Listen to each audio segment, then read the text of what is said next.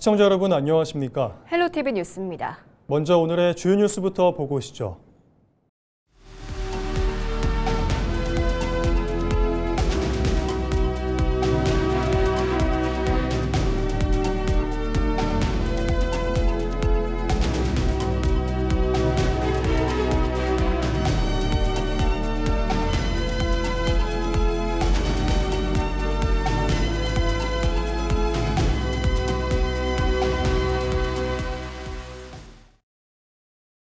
올해 3분기 부산 관광업계의 경기 회복세가 한층 뚜렷해질 것이라는 전망이 나왔습니다.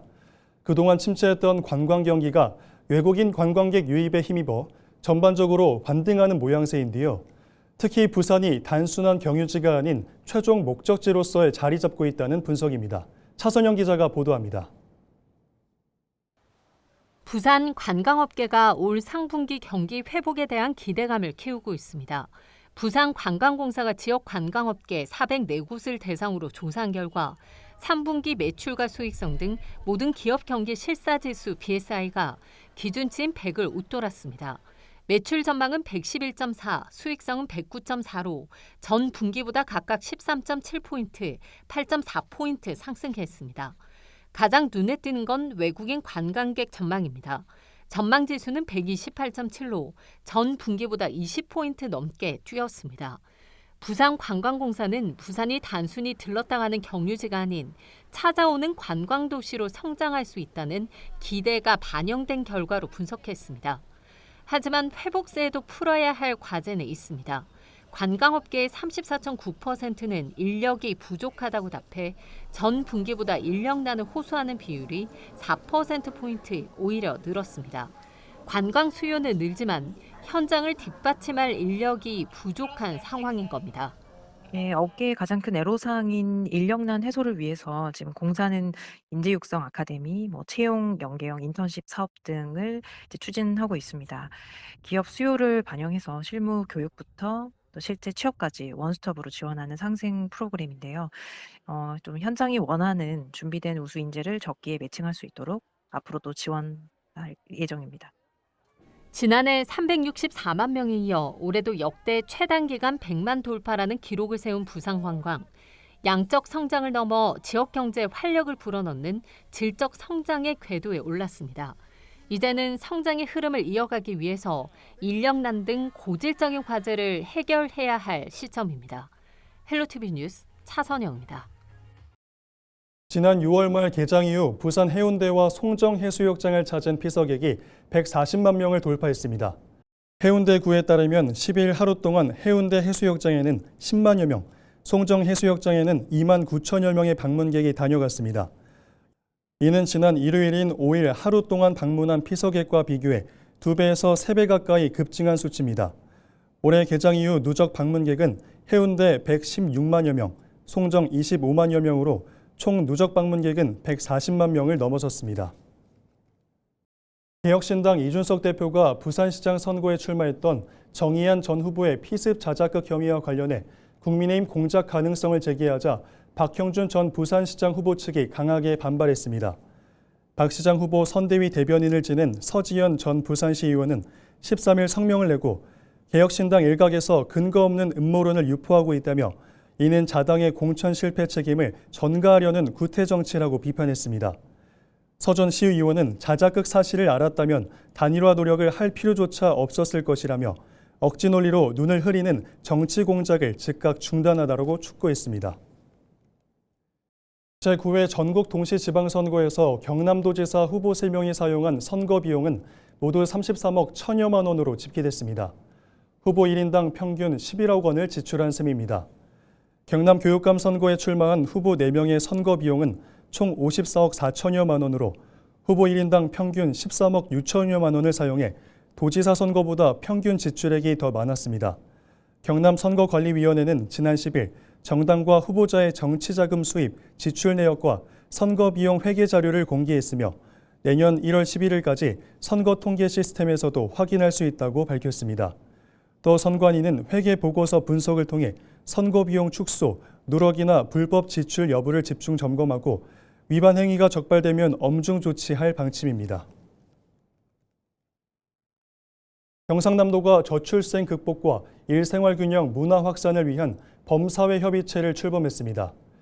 협의체에는 경남도와 경제, 교육, 복지, 분야 기관 등 민관 15개 기관이 참여해 결혼과 출산, 양육 친화적인 사회 분위기 조성과 일생활균형 문화 확산을 위한 공동 실천 과제를 추진합니다.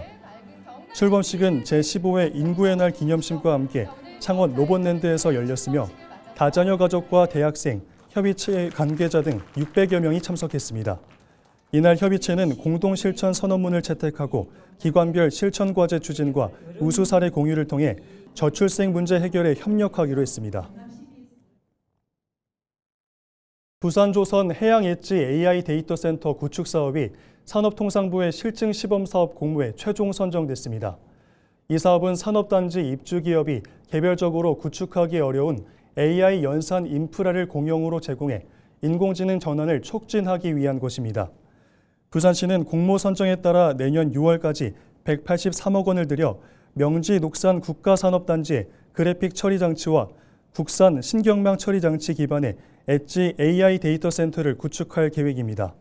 시는 5년간의 의무 운영 기간이 끝난 뒤에도 자립 운영이 가능한 모델을 구축해 동남권과 대불, 군산 등 조선 산업벨트로 확산시킬 방침이라고 밝혔습니다. 창원시는 13일 시청 시민홀에서 5개 구청장과 행정과장, 55개 읍면동장이 참석한 가운데 구청장 읍면동장 소통 간담회를 열었습니다. 이번 간담회에서는 도로 확장과 주민 편의시설 개선 등 시민 불편 해소 방안이 주요 안건으로 논의됐습니다. 참석자들은 현장에서 체감한 애로사항과 지역 현안을 건의했고 강기훈 시장은 관련 부서와 검토해 신속한 추진을 약속했습니다. 창원시는 현장과 소통 중심의 행정을 강화해 시민이 체감하는 변화를 만들어가겠다고 밝혔습니다. 천르비아오 주부산 중국 총영사가 13일 경남도를 방문해 박완수 경남도지사와 함께 산업과 투자, 관광, 인적 교류 등 다양한 분야의 협력 확대 방안을 논의했습니다. 박 지사는 중국은 오래 기간 긴밀한 관계를 이어온 중요한 협력 파트너라며 최근 한중 관계 개선으로 중국 관광객이 늘고 있는 만큼 산업 경제 분야 협력도 더욱 확대되길 기대한다고 밝혔습니다. 또 항저우 김해 직항 노선 개통을 계기로 관광과 인적 교류가 활성화되고 총영사관이 양국을 잇는 가교 역할을 해달라고 당부했습니다.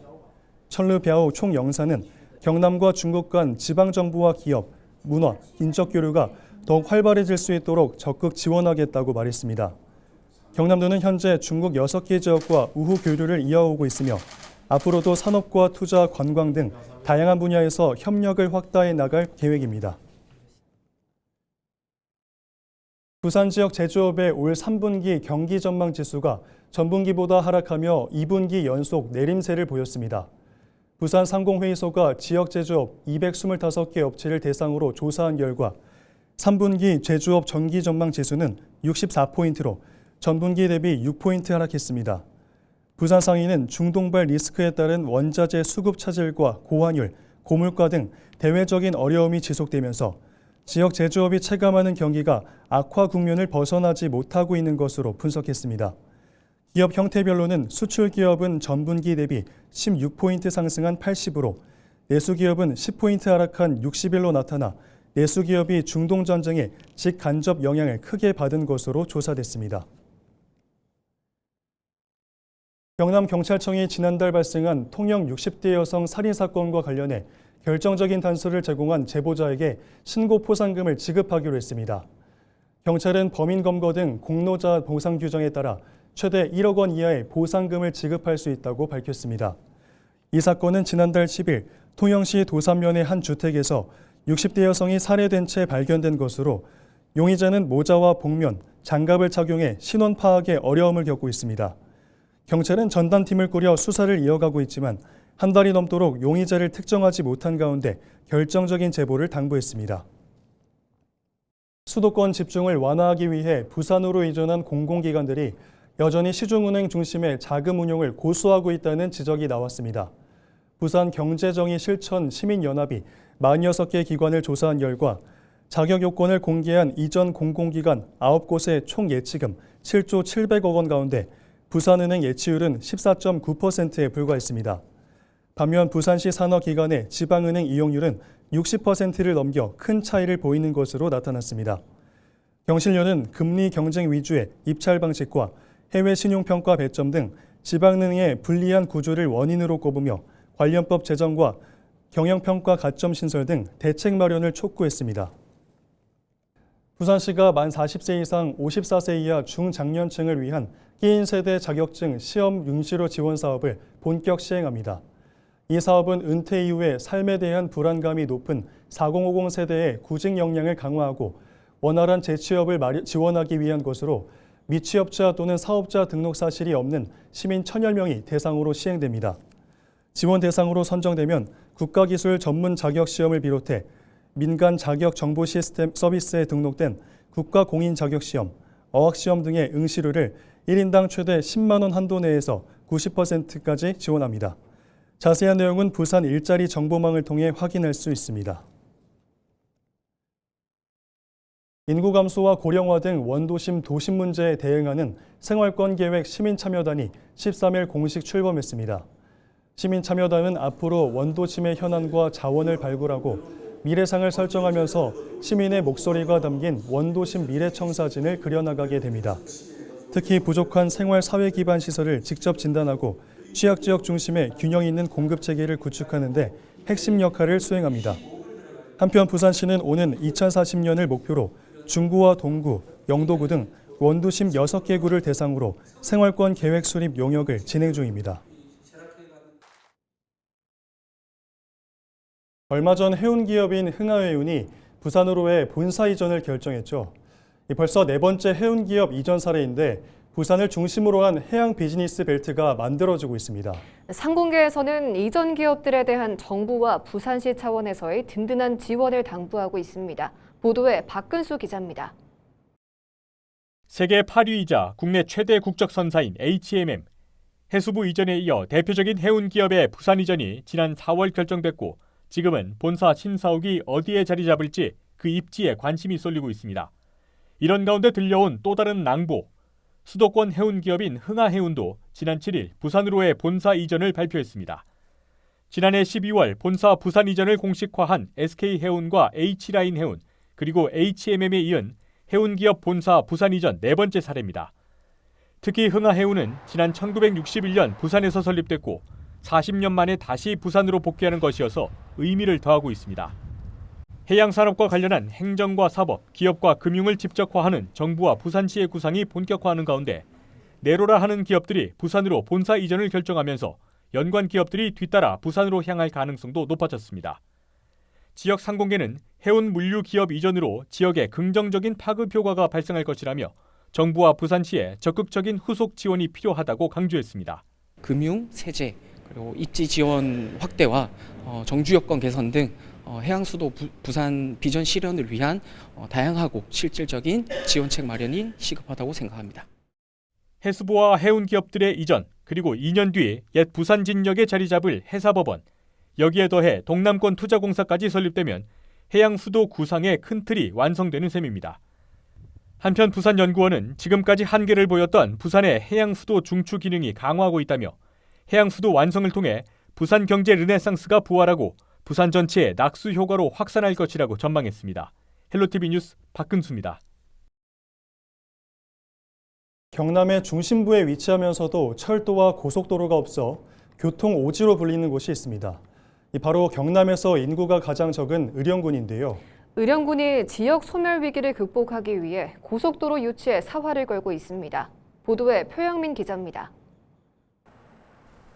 지방 소멸 위기에 직면한 인구 2만 4천여 명의 경남 의령군.